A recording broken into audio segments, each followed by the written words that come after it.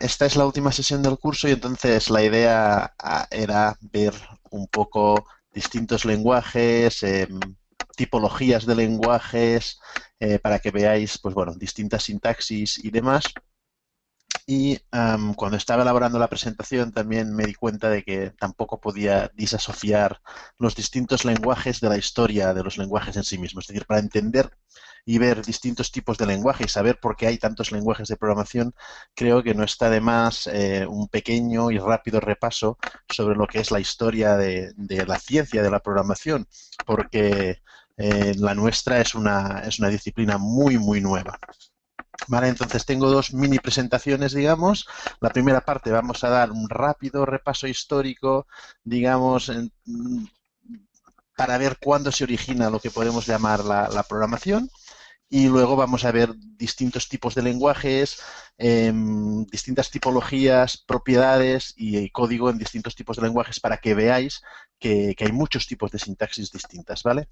Entonces, vamos a ver varios lenguajes con varias sintaxis, ¿vale? Por lo tanto, simplemente os aviso que no intentéis entender todas las sintaxis de los lenguajes, ¿vale? Es decir, cuando uno de los primeros pasos al aprender un lenguaje de programación es entender y aprender su sintaxis. Entonces, simplemente quedaros con los conceptos básicos que vamos a ir viendo en el código, pero no os fijéis en los detalles sintácticos de si hay un punto y coma aquí o hay un asterisco en esta zona o por qué esto está arriba y esto otro está abajo, porque estos son aspectos específicos de cada lenguaje que digamos, los abordas cuando quieres aprender ese lenguaje, ¿no?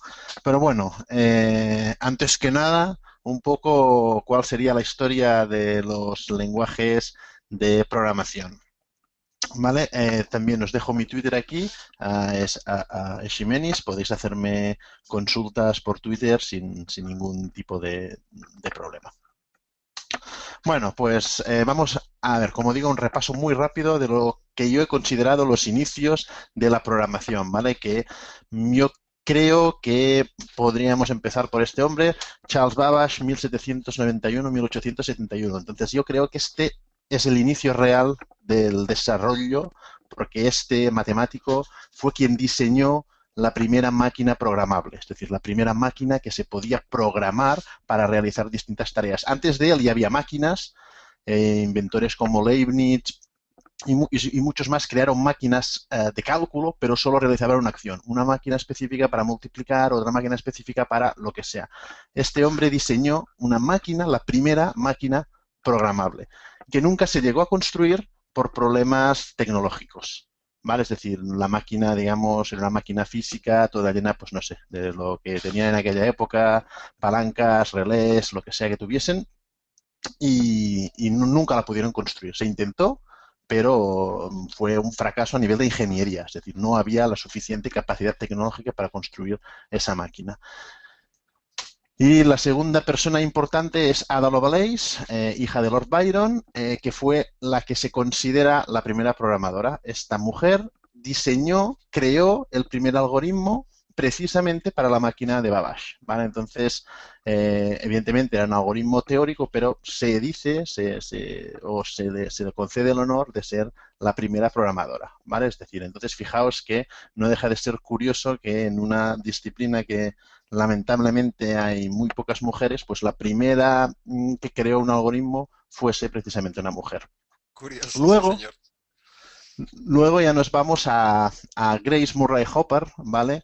Eh, que es otra mujer, ojo, que inventó el primer compilador, pero fijaros ya en cuándo nos estamos situando, ya en el 51, ¿vale? Antes del 51 ya había ordenadores programables, no mucho antes del 51, pero ya había algunos ordenadores programables, pero se programaban en código máquina. Código máquina es una ristra de ceros y unos, básicamente.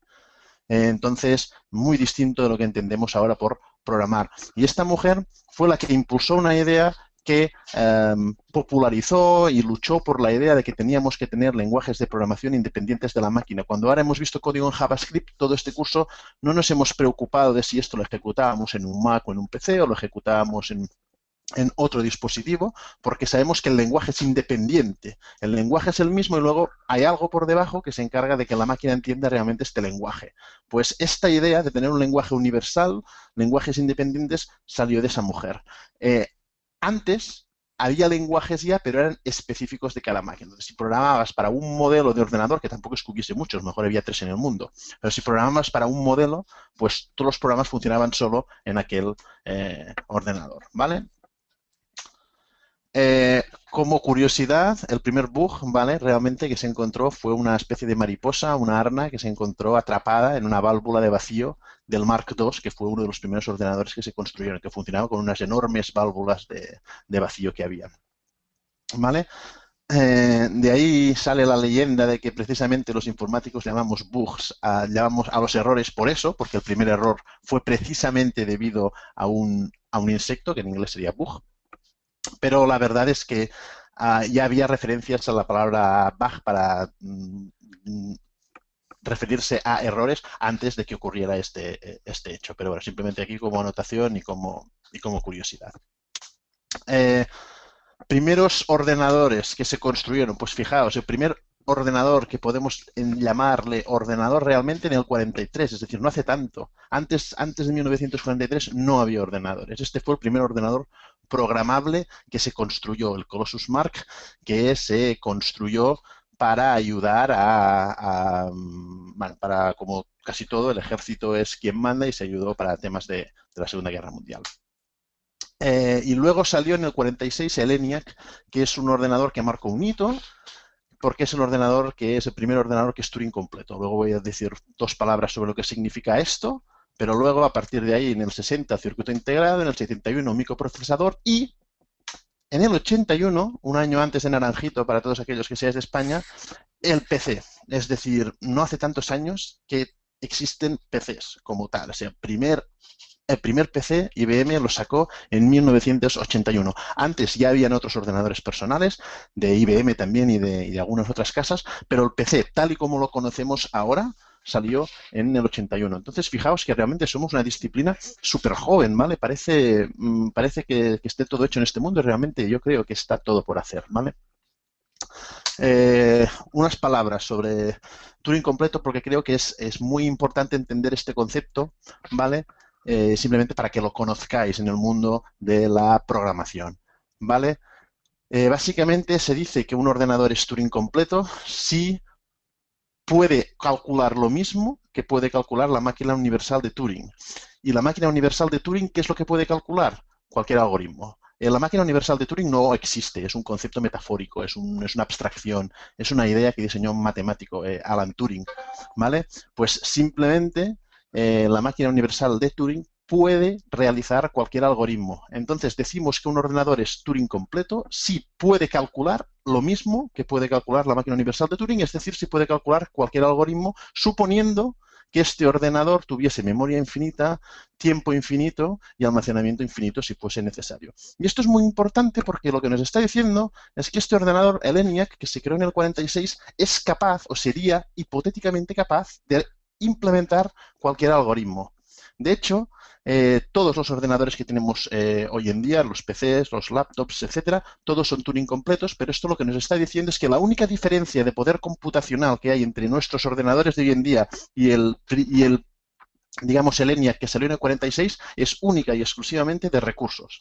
Es decir, hay más velocidad, tienen más velocidad, calcularán más rápido, etcétera, etcétera, pero teóricamente, hipotéticamente, no hay nada que puedan calcular nuestros ordenadores que no pueda calcular el ENIAC, ¿vale? Entonces, el concepto de Turing completo tiene mucha importancia, ¿vale? En la teoría de la computación.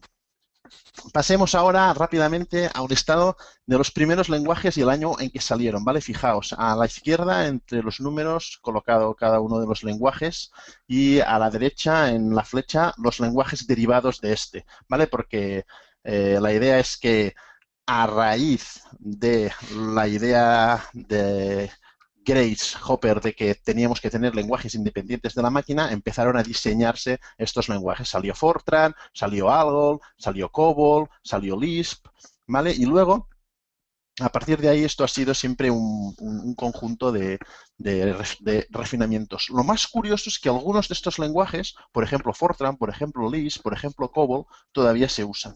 ¿Vale? Hoy en día existen programas en producción en COBOL, por ejemplo, en bancos, en aseguradoras, etcétera, etcétera. Existen lenguajes en producción en Fortran.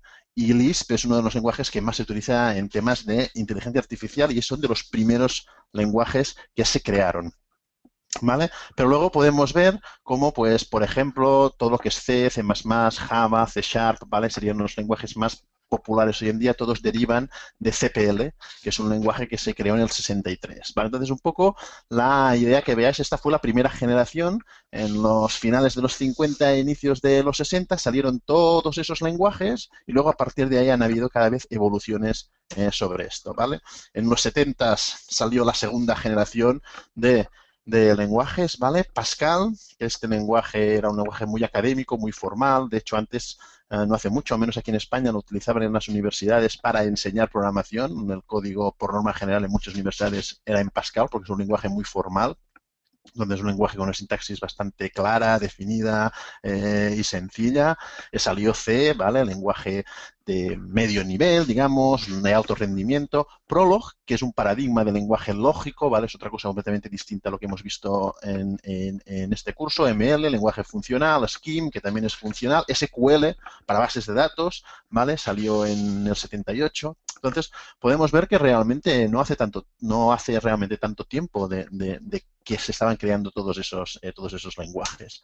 A los 80 fue el año de los lenguajes imperativos. Luego veremos cuál es la diferencia entre un lenguaje imperativo y un lenguaje no imperativo. Simplemente deciros que todo lo que hemos visto en este curso ha ido orientado a los lenguajes imperativos, ¿vale? Pero básicamente aquí, digamos que empiezan a salir lenguajes cada vez más sofisticados que buscan dar una mayor potencia, productividad, y simplemente empiezan a combinar paradigmas, ¿vale? Pues C++ coge cosas, ideas que están en otros lenguajes, en CPL y en Smalltalk, ¿vale? Eiffel añade todo el tema de diseños por contratos, Erlang, que es un lenguaje muy orientado a la concurrencia. Entonces, aparecen distintos tipos de lenguajes destinados a solventar problemas concretos. MATLAB, que es un lenguaje que se utiliza mucho en entornos matemáticos de cálculo, etcétera, etcétera. En los 90, no hace tanto ya, es el auge de los lenguajes funcionales que veremos brevemente. Haskell, Python, que son quizá los dos más conocidos, ¿vale? Y importante, aunque no sean funcionales, salió Java, JavaScript, C Sharp, ¿vale? Todo esto salió, pues ya veis, no hace tanto. JavaScript, el lenguaje que hemos utilizado en este curso es del 95. O sea, no estamos hablando de cosas que se inventaron hace 100 años o 150 años, sino de cosas que se inventaron eso hace apenas 20 años, ¿vale? Y en la actualidad se siguen creando lenguajes, ¿vale? Es decir, salen lenguajes nuevos, muchísimos, algunos triunfan en algunos aspectos, otros pasan sin pena ni gloria, nunca se puede saber a priori cuál va a ser el lenguaje que va a coger por la razón que sea cierto peso, ¿vale? Pero tenemos, pues, por ejemplo, los que más peso han podido coger en este 2000, ¿vale? Pues F Sharp, Groovy, Scala, que derivan de Java, digamos, Clojure, que deriva de Lisp, Dart, también faltaría Golang, probablemente, Swift, ¿vale? Entonces, fijaos, Swift es del año pasado, ¿vale? Es un lenguaje que acaba de salir y que, como todos los lenguajes que salen ahora, ya no podemos decir que sea un lenguaje imperativo o que sea funcional o que sea del tipo A o del tipo B porque los mezclan. Los lenguajes actuales tienen siempre una mezcla de paradigmas y yo creo que esto es muy importante que lo tengamos presente. ¿Vale? Esto simplemente como apunte. Os lo quería comentar para que tuviésemos claro un poco la idea de dónde venimos, hacia dónde vamos, un poco y cuál es, digamos, el estado de esta ciencia, por decirlo de algún modo, ¿vale? Una cosa que sí que es importante es que en este mundillo, ya veis, nos tenemos que reciclar muchísimo. Fijaos cuántos lenguajes han salido en apenas 50 años, ¿vale? Esto significa que siempre tenemos que estar aprendiendo, siempre tenemos que mirar exactamente en qué lenguajes puede ser el futuro lenguaje, etcétera, etcétera. Y ahora veamos un poco una clasificación de lenguajes y vamos a ver una doble clasificación basada en dos elementos. Vamos a ¿Esta es tu segunda parte clasificar de primero, la presentación, Eduardo? perdón, ¿sí? Estás ya en la segunda parte de la presentación. ¿Quieres que Sí. te haga unas preguntas sobre la primera que acabas de Ah, dejar? sí, no hay problema. Muy bien. Preguntan, por ejemplo, el lenguaje ensamblador, si tú lo incluirías dentro de esa serie de lenguajes que acabas de Sí, mencionar. sí, no lo he incluido porque aquí me he centrado en lo que es lo más parecido a lenguajes independientes de la máquina y ensamblador, por definición, es un lenguaje dependiente de la máquina. Pero sí, de hecho fue el primer lenguaje de programación que se creó, ¿vale? Pero ensamblador es un lenguaje específico para el procesador. Es decir, un código de ensamblador para el procesador 386 es para 386 y no te va a funcionar en un 8088. Un programa en ensamblador para el Z80 solo te va a funcionar en este microprocesador. Entonces, es un lenguaje de programación. Lo que no es independiente de la máquina, digamos, en este caso del procesador. Em, Nos preguntan, Bernardino, si tú entiendes o nos puedes dar algún motivo por el cual existan tantos lenguajes. Bueno, porque primero tenemos que tener presente que no todos los lenguajes se crean para todo. Es decir, hay muchas veces que se crean lenguajes para resolver un conjunto de problemas en concreto en el cual se cree que una nueva sintaxis, un nuevo enfoque, un nuevo paradigma, una mezcla de los paradigmas actuales podría ser mejor que reutilizar un lenguaje. Por ejemplo, MATLAB, un lenguaje que se utiliza muchísimo en cálculos matemáticos y nada fuera de este ámbito. Em, los lenguajes se definen en dos grandes grupos, los que podríamos llamar lenguajes de propósito universal, que serían los que teóricamente sirven para todo, ahí entraríamos pues Java, C Sharp, C++, todos esos, y luego, ya digo, los que están muy enfocados a un determinado aspecto concreto del desarrollo, ¿vale?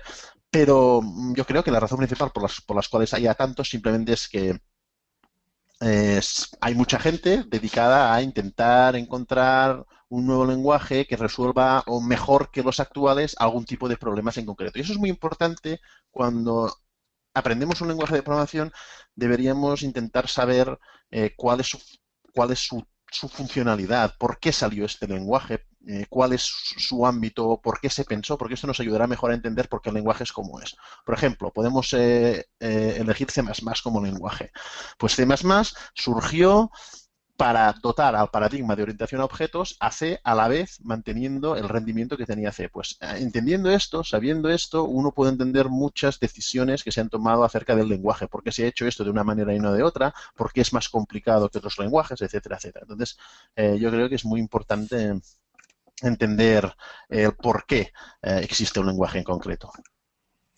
Bueno, como curiosidad, tenemos un par de compañeros que nos preguntan si hay algún lenguaje de programación que esté hecho en español o por españoles.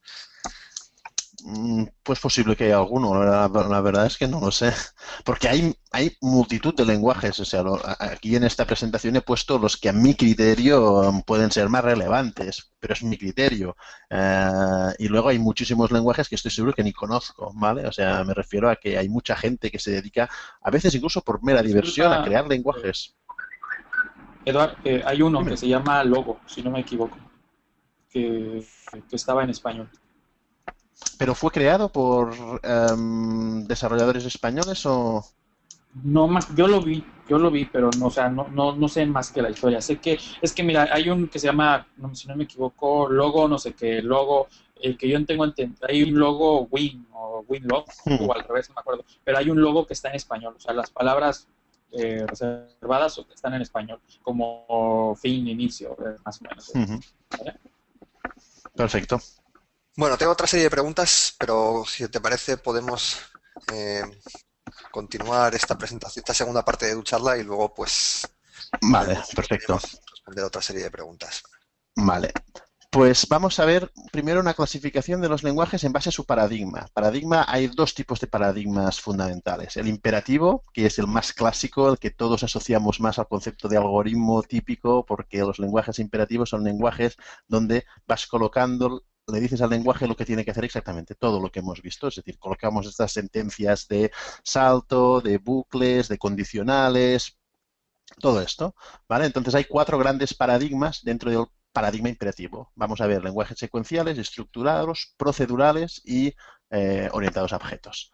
Y luego hay otro paradigma, que es el declarativo, donde en este caso no se le dice al lenguaje lo que tiene que hacer exactamente, sino que se le proporciona, depende del lenguaje, ¿vale? Es un poco complicado de explicar, pero la idea es que se le proporciona la situación inicial de tu problema, el resultado que deseas, y dejas que el lenguaje, digamos en este caso el compilador, infiera o encuentre cuál es la mejor manera de llegar a este resultado que tú deseas a partir de la situación inicial.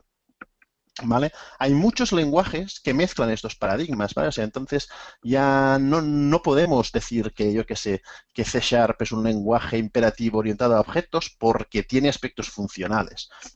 Swift, pues también mezcla aspectos procedurales orientados a objetos y funcionales. C++ lo mismo. Entonces, tomaos como hay esos paradigmas y hay lenguajes que claramente están enfocados en un paradigma, pues por ejemplo, C es un lenguaje procedural, ¿vale? Pero hay lenguajes que realmente caben en varios de esos paradigmas, ¿vale? Y luego hablaremos de un poco y rápidamente del tema de los tipos, del tipado estático, dinámico, tipado fuerte, tipado débil, que siempre es interesante. Clasificación según paradigma. Lenguajes imperativos secuenciales. El ejemplo claro sería ensamblador, ¿vale? En el que antes había salido una pregunta. Imperativos secuenciales es que el código se ejecuta en el orden en el que está escrito. Las líneas de código, pues la primera línea se ejecuta la primera, la segunda, etcétera, etcétera. Y hay un control de flujo muy reducido. Lo máximo que puedo hacer es el famoso goto, ¿vale? El goto. Vete a la línea 10, de la línea 10 te vas a la línea 40, de la línea 40 te vas a la línea 30 y no puedes, o vete 3 líneas más adelante o 5 líneas más atrás. Pero, fijaros, no tenemos ninguna de esas estructuras que hemos visto durante el curso de repeticiones, ¿vale? Estos lenguajes no tienen este concepto de estructuras de repeticiones. Tienes que crearlas tú manualmente utilizando condicionales, ifs, y pues variables externas, etcétera, etcétera, ¿vale? Y estos fueron los primeros lenguajes que salieron y el ejemplo más claro para mí es ensamblador, ¿vale? Luego tenemos ya imperativos estructurados, es decir, lenguajes estructurados son lenguajes secuenciales, pero añaden condicionales más o menos potentes y bucles, es decir, repeticiones, ¿vale? El for, el while, el loop, el do while, depende, cada lenguaje añadirá las suyas, ¿vale? Seguimos sin tener encapsulación. Luego veremos un poco el concepto de encapsulación, pero por ejemplo, un ejemplo sería Basic, ¿vale? Basic, no Visual Basic, sino el Basic original, digamos, ¿vale? El primero. Por ejemplo, tengo aquí un ejemplo de código, ¿vale? ¿Vale? No sé si se ve bien, ¿vale? Pero esto es un ejemplo de código realizado en GW Basic. GW Basic era la versión de Basic que venía en el PC, en el IBM PC original, ¿vale? Es decir, el que salió en el 81, digamos. Y este código lo que hace es imprimir los primeros factores de la secuencia de Fibonacci. Sabéis que la secuencia de Fibonacci es una secuencia que cada número es la suma de los dos anteriores. Es decir, el primer número es el 1, el segundo es el 1, el tercero es el 2, 1 más 1, el tercero es 3, 2 más 1, el siguiente es el 5, 3 más 2, etcétera, etcétera. ¿Vale? Si yo ejecuto este código, tengo pues todos esos factores, el 2, el 3, el 5, el 8, el 13, el 21, podéis observar esto, ¿no? Que cada, digamos, cada factor es la suma de los dos anteriores. Pues bien, este es el listado en un lenguaje estructurado. Novedades o cosas que no tendríamos en un secuencial puro y duro. Pues, por ejemplo, esta estructura while, ¿vale? Es una repetición, ¿vale? Mientras el paso sea inferior al límite, pues va a repetir todo lo que está entre las líneas 50 y las líneas 80. Seguimos estando muy secuencial porque, fijaros, tenemos números de línea y, por ejemplo, el GoSub es una subrutina, ¿vale? Es decir, por ejemplo, en la línea 60 se hace un GoSub a la 60.000, que la tengo aquí al final, con lo cual el GoSub significa ejecuta el código que haya en la línea 60.000 y sigue hasta encontrar un return, y el return lo que hará es pasar a la siguiente línea, ¿vale? Entonces digamos que es lo más parecido a tener una función, ¿vale? Pero no es una función en el término estricto de la palabra, porque no tenemos variables locales, no tenemos nada. Cuando digo que no hay encapsulación de ningún tipo, me refiero a que todas las variables son locales. Puedo acceder a cualquier variable, ya sea la variable cstep, la variable f, la variable s, la limit, la variable m, ¿vale? La $, puedo acceder a cualquiera de esas variables desde cualquier parte de mi código, ¿vale? Entonces, bueno, esto en los albores del desarrollo era más que suficiente, pero con la complejidad de los programas actuales realmente lo hace un poco complicado, ¿vale? Tened presente que uno de los problemas a los que nos enfrentamos como, digamos, ingeniería en la programación es que la complejidad de los sistemas está aumentando, yo me debería decir casi que exponencialmente, ¿vale? Es decir, antes una sola persona era capaz de crear un programa a lo mejor de contabilidad o un programa que necesitara su empresa, una sola persona. Ahora esto es totalmente impensable, ¿vale?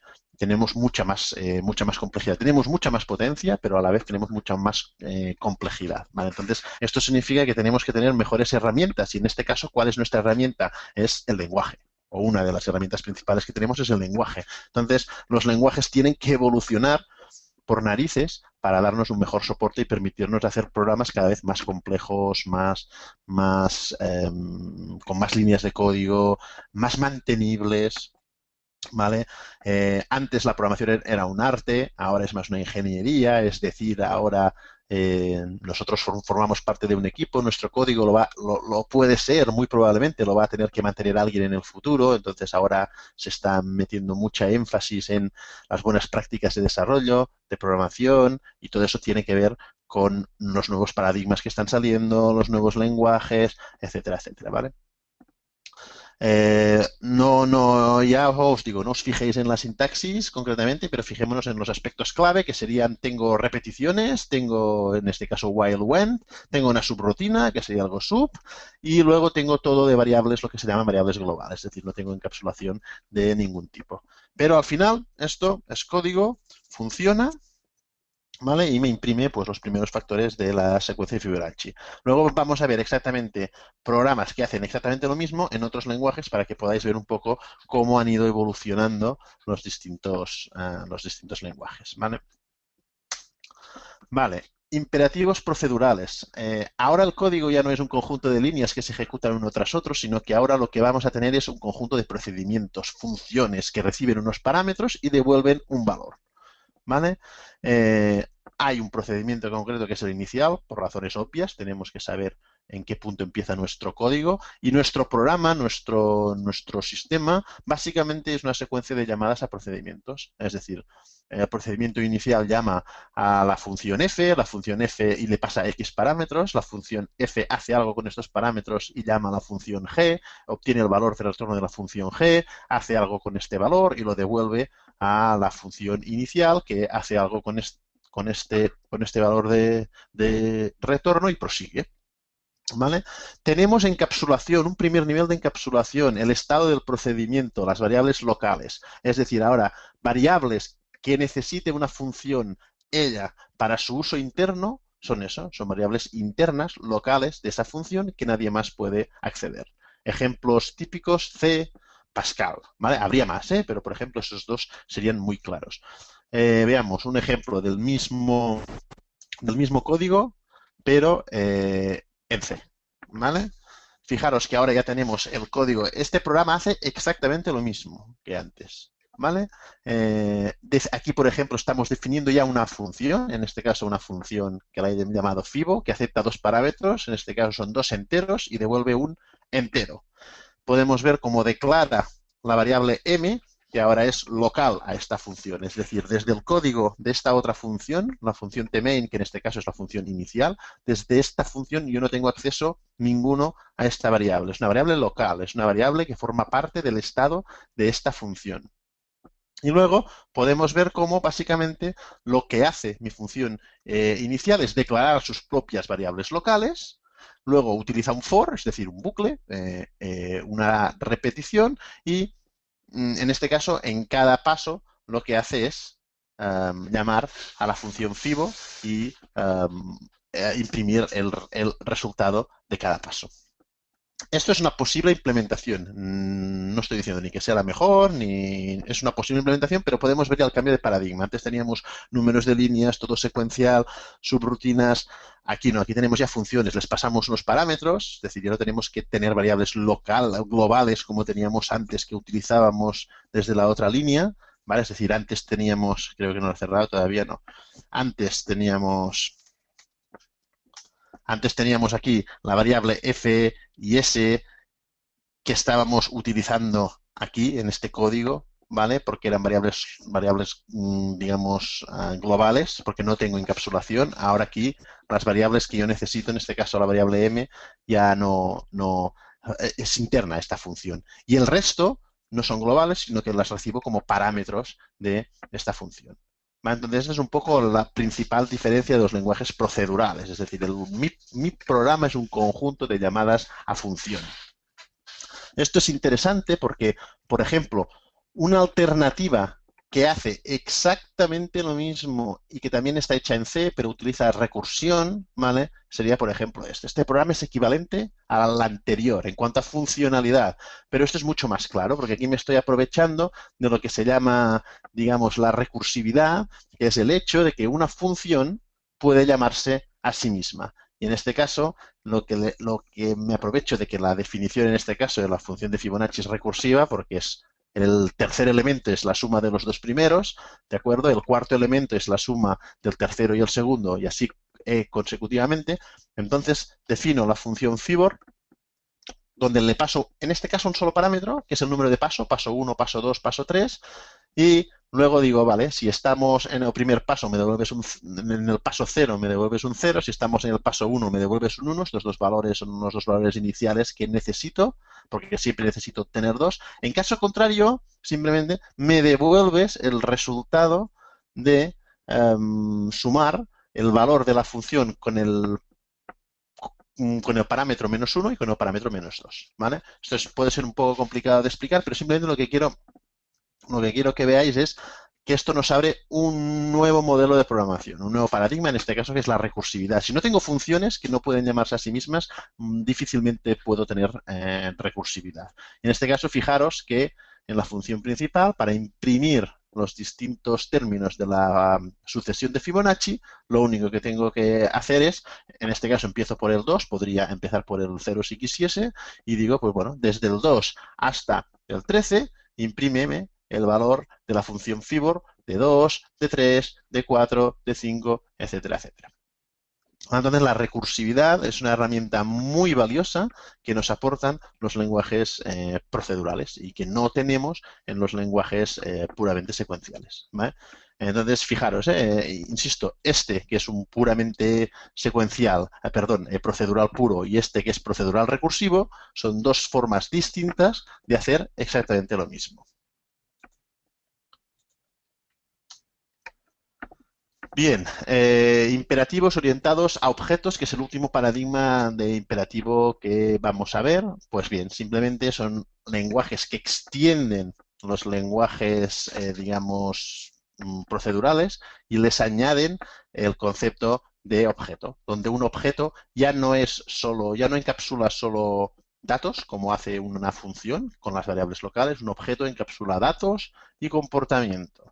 ¿De acuerdo? Entonces ahí ya entraríamos en toda la teoría de orientación a objetos que da para un curso en sí mismo, pero básicamente dentro de los lenguajes orientados a objetos tenemos dos tipos de lenguajes orientados a objetos. Los basados en clases, que son la gran mayoría, Smalltalk, Java, C#, C++, Ruby, ¿vale? Como los más famosos, donde para definir la funcionalidad y los posibles valores de los estados de un objeto se utiliza una cosa que se llama clase, una herramienta que llamamos clase. Entonces, por ejemplo, podemos definir que la clase vehículo tiene una cadena que es la marca, otra cadena que es el modelo, y tiene un método, se les llama métodos a las operaciones que se puede hacer con los vehículos, que es ir a una posición, otro método que es acelerar y otro método que es frenar. Todo eso sería la clase vehículo, y tendríamos distintas instancias de esta clase que son todas ellas vehículos, pero con marcas y modelos específicos, ¿vale? Que serían los objetos. Y luego tenemos los lenguajes orientados a objetos basados en objetos. El exponente más claro es JavaScript,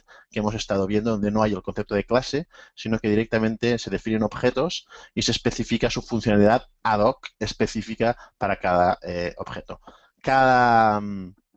Cada paradigma, digamos, clases basados en clases o basados en objetos, tiene sus puntos fuertes y sus puntos débiles, ¿vale? Pero, importante, todos ellos, ya estén basados en clases o basados en objetos, soportan las características básicas de la programación orientada a objetos, que es el concepto de objeto, herencia, polimorfismo, etcétera, etcétera, ¿vale? Pero, como digo, eso nos iría ya más para un curso entero de orientación a objetos.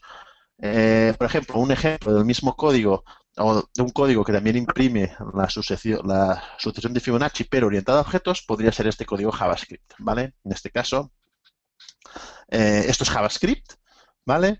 Y lo que estoy definiendo aquí simplemente es un objeto al cual en este caso llamo FiboStream. Tienes, fijaros, sus propias variables, una variable que llama first, una que llama limit, second, step, son variables de este objeto y tiene un método llamado next que sirve para obtener cada vez el siguiente factor. Es decir, en mi código principal lo que yo hago es crear un objeto del tipo FiboStream, le tengo que pasar el límite, es decir, en este caso este objeto me va a poder dar los 9 primeros factores de la sucesión.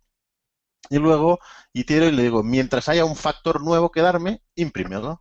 Y dado que este objeto imprime, solo llega a los 9 primeros factores, digamos que esto me va a imprimir solo los 9 primeros factores. Entonces, cosas que antes tenían la función principal, como el número de factores que quiero imprimir, etcétera, etcétera, ahora lo tengo en la definición de mi objeto. Entonces, este es un patrón, es un paradigma, perdón, mucho más potente que el paradigma procedural. Lo extiende, ¿vale? Pero ahora tenemos ya el concepto de objeto como una entidad que tiene código, en este caso este método, y es decir, código que define su comportamiento y tiene estado, en este caso los datos que guarda este objeto. Entonces podemos ver que es ya un paradigma más avanzado y digamos que la gran mayoría de lenguajes modernos, todos ellos soportan orientación a objetos en algún u otro modo, ¿vale? Bien, declarativos lógicos. No tengo ningún ejemplo, ¿vale? Porque no he podido preparar ninguno. Pero son lenguajes basados en la lógica formal, donde un programa es un conjunto de sentencias en lógica formal, indicando reglas, aserciones, hechos sobre un determinado problema.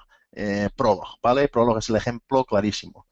La idea un poco de los lenguajes declarativos lógicos es que van muy bien para resolver eso, problemas lógicos, porque lo que tú le dices a tu programa le dices reglas tales como que Juan es una persona. Tú pones esto en tu programa, en la sintaxis, Juan es una persona, luego pones otra sentencia, otra regla, que es las personas comen, y luego el lenguaje deducirá automáticamente que Juan come, ¿vale? Porque utiliza todo el sistema de inferencia de la lógica formal. Entonces, estos lenguajes tienen aplicaciones muy específicas en temas de clasificaciones, inteligencia artificial, etcétera, etcétera. Pero fijaros la diferencia, ya no es imperativo, ya no tenemos un conjunto de instrucciones a ejecutar, ya no tenemos el concepto tal de esto de repeticiones, iteraciones, bucles, no, es una cosa completamente distinta, por eso se le llama declarativos. Por ejemplo, a lo mejor lo conocéis más, SQL. SQL es otro lenguaje declarativo. Si yo quiero obtener en una base de datos todos los registros de la tabla personas cuya edad sea mayor que 18, pues pondré select asterisco from personas where edad mayor que 18. Y dejo que sea el lenguaje el que sepa exactamente qué es lo que tiene que hacer. Mire todas las personas, vaya cada uno de las edades, coja solo las que tienen 18 y me las devuelva. Entonces son lenguajes declarativos. Yo no tengo un conjunto de sentencias a ejecutar como algoritmo, sino que lo que tengo es un conjunto de declaraciones que el lenguaje utiliza. Y los otros son los funcionales, que son código que se basa en funciones, pero ahora tenemos que entender el concepto de función como el concepto matemático de función, ¿vale? Una función matemática es bueno, una definición matemática de función donde le puedo pasar varios parámetros y me devuelve un valor, ¿vale? Pero las funciones a los mismos parámetros siempre me devuelven el mismo valor. O sea, si yo defino una función que le llamo sumar, ¿vale? La función suma, y la declaro y digo que suma a, b es igual a más b, pues digamos eso en matemática, digamos que si yo le paso 2 y 3, siempre me va a devolver 5.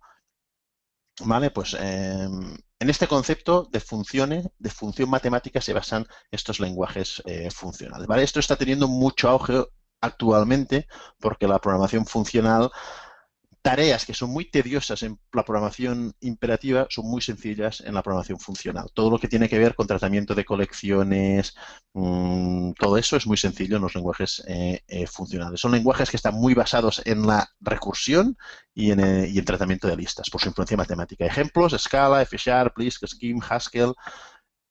Pero, por ejemplo, Java, en su última versión, ha adoptado aspectos funcionales. ¿Vale? C# desde el 2008 tiene aspectos funcionales integrados en el lenguaje. Swift tiene aspectos funcionales integrados en el lenguaje. Todos esos son lenguajes básicamente imperativos. Pero como el tema funcional está tan en auge y realmente permite solventar problemas de forma distinta, ¿vale? Pues digamos que es otro rollo, ¿vale? Simplemente comentaros que el paso de imperativo a funcional no es sencillo, ¿vale? Entonces, pues bueno, si os metéis en una programación funcional, tened presente que es otro mundo radicalmente distinto. Un ejemplo en un lenguaje funcional, por ejemplo, sería Lisp, ¿vale? Y tendría este código más o menos parecido, ¿vale? No os fijéis mucho en la sintaxis, ¿vale? Lisp es el acrónimo de List Processing, pero hay mucha gente que prefiere llamarlo Lost in Silly Paréntesis porque es un lenguaje que está lleno de paréntesis, ¿vale? Porque todo se expresa como lista. El código es una lista, las funciones son listas, los parámetros son listas, las instrucciones son listas, etcétera, etcétera. Pues bien, esto sería la misma, imprimiría los 12 primeros factores de la sucesión de Fibonacci utilizando Lisp, ¿vale? O, por ejemplo, utilizando C#, pero desde un punto de vista funcional, sería este, ¿vale? Entonces, aquí, antes de ejecutar esta función, en data, en la variable data, tengo una colección con los 12 primeros factores o elementos de la sucesión de Fibonacci. ¿Vale? Simplemente para que veáis sintaxis, pero fijaros, aquí no hay, digamos, ifs, no hay, y ojo, y eso tampoco se puede hacer incluso más funcional, ¿eh? O sea, pero bueno, simplemente para que veáis un poco cómo funciona, ¿no? Es que es otro paradigma un poco distinto. En este caso, esto insisto, que es C#, es un lenguaje básicamente imperativo, orientado a objetos, pero tiene un conjunto de aspectos funcionales, ¿vale? Con esto tendríamos ya una primera clasificación de los lenguajes según su paradigma, ¿vale? Pero ahora nos queda ya la última distinción, que es según su tipado, es decir, si son estáticos o dinámicos, ¿vale? Todos los ejemplos de este curso los hemos visto en JavaScript. JavaScript es un lenguaje dinámico. ¿Por qué? Porque el tipo de una variable es mutable. Es decir, yo tengo una variable que tiene un entero, pues ahora la variable tiene una cadena. Y luego la variable puede tener un objeto. El tipo de la variable no tiene por qué ser declarado ni conocido de antemano. Esto es un tipado dinámico. Por otro lado, tipado estático. El tipo de una variable es fijo e inmutable. Por ejemplo, si nos vamos otra vez al código en C, C tiene tipado estático. ¿Por qué? Porque aquí declaro las variables de tipo int. Esta variable, la variable step, solo puede contener un número. No va a poder contener nunca una cadena, ¿vale? ¿Por qué? Porque C tiene tipado estático. Entonces, el tipo de la variable, en este caso int, determina el conjunto de valores que esta variable puede tomar. Y no hay manera de cambiar el tipo de una variable. Esto significa que el tipo de la variable tiene que ser conocido antes de poder utilizar esta variable. Esta es la primera distinción. Lenguajes estáticos, tipos de variables fijos, lenguajes dinámicos, tipos de variables mutables, ¿vale? Insisto que JavaScript es mutable, es mutable, es dinámico, porque yo en JavaScript yo podría hacer eso, si quisiese, ¿vale? var A es igual a comillas, comillas, A es igual a 10, A es igual a un objeto vacío, todo lo que yo quisiera, ¿vale? Y esto me compila, pero simplemente el tipo de A, el tipo de la variable A va cambiando según se requiera, ¿vale? Entonces esto es a lo que llamamos básicamente tipado dinámico. Tipado fuerte y tipado débil. Primero, antes que nada, no encontraréis ninguna definición formal sobre lo que es tipado fuerte y tipado débil, porque esto realmente no existe como tal, ¿vale? Lo que pasa es que es una idea que está muy extendida en la informática, ¿vale? Entonces, pues, si analizáis lenguajes, vais a encontrar sitios que os van a decir, no, este lenguaje tiene tipado fuerte, este otro tiene tipado débil, pero realmente no hay una definición formal de lo que significa tener tipado débil y tipado fuerte, porque a veces puede incluso llegar a ser subjetivo. Pero básicamente decimos que un lenguaje tiene tipado débil, como JavaScript, si las reglas sobre lo que se puede hacer con los tipos no son estrictas. Por ejemplo, yo en JavaScript puedo sumar una variable con una cadena, ¿vale? Y esto, digamos que no es muy estricto porque sumar enteros con cadenas en principio no tiene mucho sentido. Evidentemente el lenguaje tiene unas normas mediante las cuales resuelve eso, pero el mero hecho de poder hacer eso me indica que estoy delante de un tipado, digamos, débil. ¿Vale? Esto, por ejemplo, en C, que tiene tipado fuerte, esto nos daría un error. ¿Vale? Porque las reglas, en un tipado fuerte, las reglas de lo que yo puedo hacer con un tipo son mucho más estrictos. Pero ojo, que muchos lenguajes ofrecen comportamientos mixtos, ¿vale? C# con las conversiones de tipo implícitas, por ejemplo, ofrece aspectos de tipado débil en algún punto, a pesar de ser un lenguaje básicamente con tipado fuerte. Entonces, por eso os digo que no intentéis nunca catalogar los lenguajes en un solo punto, sino que cubren un poco un espectro de todo eso, ¿vale? Pero importante, no tenéis que confundir nunca tipado fuerte y tipado débil con lenguajes dinámicos o estáticos. Por ejemplo, JavaScript es un lenguaje con tipado débil y dinámico, y Ruby es un lenguaje con tipado fuerte y dinámico. ¿Vale? Ambos son lenguajes dinámicos, pero uno es débilmente tipado y el otro es fuertemente tipado. Aunque, insisto, os digo, no hay una definición formal exacta de lo que es tipado fuerte y tipado débil, pero la idea va por ahí. Si las reglas de lo que puedes hacer con los tipos son muy estrictas, pues estás ante un tipado fuerte. Si las reglas de lo que puedes hacer con los tipos son muy laxas, estás ante un tipado débil. Como siempre, cada tipo tiene sus funcionalidades, digamos, o tiene sus aspectos fuertes, sus puntos débiles. Y al igual que hay lenguajes que ofrecen comportamiento mixto en tipado fuerte y débil, también hay lenguajes que ofrecen comportamiento mixto en estáticos y dinámicos. Pues, por ejemplo, C# otra vez es un lenguaje con tipado claramente estático, pero ofrece comportamientos dinámicos en algunos puntos, ¿vale? Lo mismo ocurre con Swift, ¿vale? Es un lenguaje tipado estáticamente, pero ofrecen, según qué aspectos, comportamiento dinámico. Entonces, por eso os digo, insisto, no clasifiquéis este lenguaje es tipado estático débil porque a veces es complicado. Hay lenguajes que abarcan todo un poco. De hecho, la tendencia actual es que los lenguajes intenten abarcar el máximo número de paradigmas posibles. ¿Vale? Entonces aquí tendríamos algunas primeras clasificaciones según tipado, ¿vale? Ya sean estáticos, fuertes, tipado estático con tipado débil, más donde es fijado que tenemos un poco todas las combinaciones. ¿Vale? Y por último, dos conceptos, y con esto terminamos ya, sobre el tipo. Aparte de los lenguajes ser dinámicos o estáticos, tener tipado débil o tener tipado fuerte, decimos que pueden tener un sistema de tipos nominal o que pueden soportar duck typing o que pueden soportar structural typing. Y estos son dos conceptos muy sencillos que simplemente os quiero mencionar para que los conozcáis, ¿vale? Un lenguaje, esto es sobre todo de lenguajes que sean orientados a objetos, ¿vale? En lenguajes que no sean orientados a objetos no tiene tanto sentido. ¿Vale?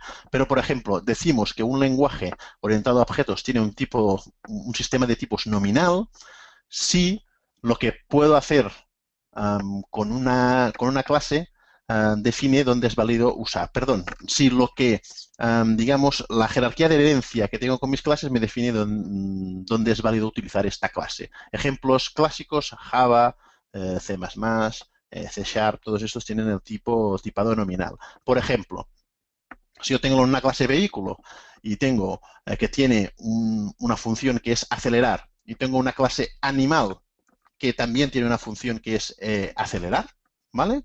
Y tengo y luego tengo en algún sitio tengo una función que espera un parámetro de tipo vehículo y que lo único que hace con este parámetro de tipo vehículo es acelerar, yo no le voy a poder pasar un animal. ¿Por qué? Porque los animales en estos lenguajes, aunque los vehículos se aceleren, los animales se aceleren y lo único que haga mi código es acelerar, para estos tipos de datos, el tipo de datos animal y el tipo de datos vehículos no tiene nada que ver y si una función ha declarado que espera un vehículo, solo le voy a poder pasar vehículos, no le voy a poder pasar animales.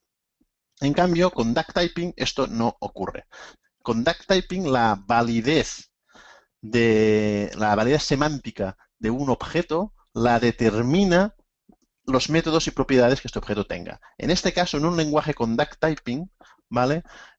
Aunque si la función solo utiliza el método acelerar, le puedo pasar cualquier objeto que tenga este método, sea un animal, sea un vehículo, sea lo que yo sea. Por ejemplo claro, pues JavaScript y la gran mayoría de lenguajes dinámicos, ¿vale? La gran mayoría de lenguajes dinámicos soportan duck typing, ¿vale? Y para finalizar, structural typing, que es muy parecido, pero para lenguajes estáticos.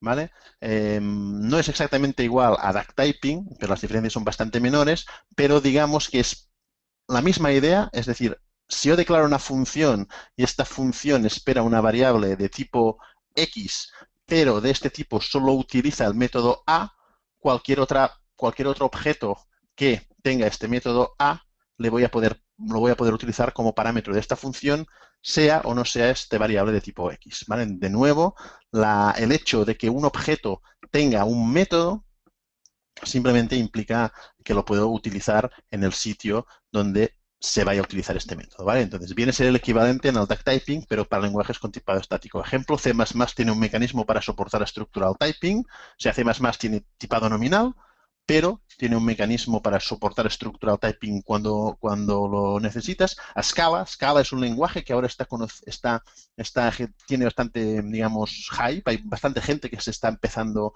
a fijar en Scala. Scala es un lenguaje derivado de Java y es un lenguaje funcional, ¿vale? Entonces es una versión de Java, pero es un lenguaje muy funcional, pero se ejecuta en la JVM, ¿vale? Entonces esto significa que todas las librerías que existen en Java, todo el ecosistema de Java, etcétera, etcétera, lo puedes utilizar directamente con Scala. E insisto, es un lenguaje que ahora mismo está empezando a coger bastante tracción. ¿Vale?